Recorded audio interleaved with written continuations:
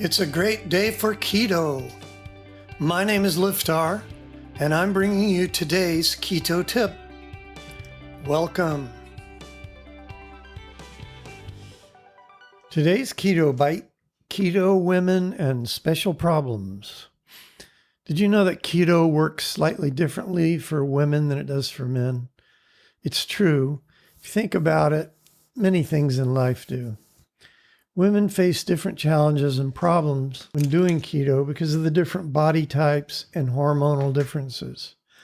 We'll take a quick look at some of these problems and how to deal with and conquer them.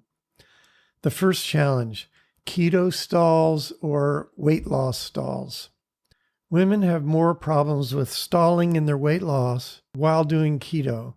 Hitting a stall in keto is when your weight loss either slows down or stops entirely, and it seems like there's no good reason for it because you're doing the same things you were doing before. You can overcome this problem by doing 3 simple things. First, up your fat consumption. Make sure you're eating enough high-quality fats: olive oil, avocados, grass-fed beef, pasteurized eggs with ghee or good butter. Second, add MCT oil to your diet. This will boost your ketone production and kickstart your metabolism into high gear. And third, do some intermittent fasting.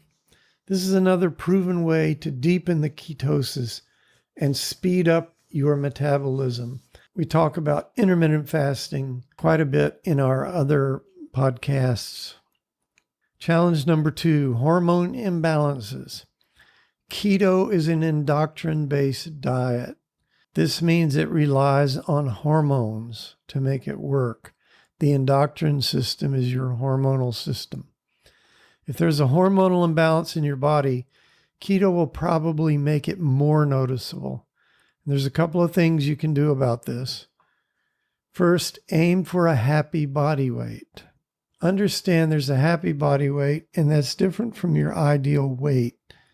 Women's bodies are healthiest at around 22 to 29% body fat. Going lower than that can cause or intensify existing hormonal trouble. Women are not like men in the body fat department.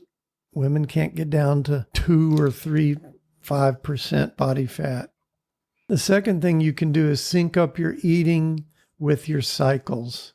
Increasing protein intake during your period can help mitigate hormonal imbalances. Challenge number 3, emotional eating. Women tend to show stronger emotions than men, especially when hormones are high throughout the body. And this could lead to compulsive behavior like emotional eating. The good news is that you can do something about that too. First, make some keto-friendly ice cream, snacks, or keto dessert like cheesecake. These will certainly help the temptation of cheating on your keto journey. And second, address the emotional issues. Examine your emotions, figure out what's causing the emotional eating, then work on it with love and compassion. So there you go. There are 3 of the most common problems women face when doing keto, and a few tips on how to solve them. I hope you found them useful. And that's today's keto tip.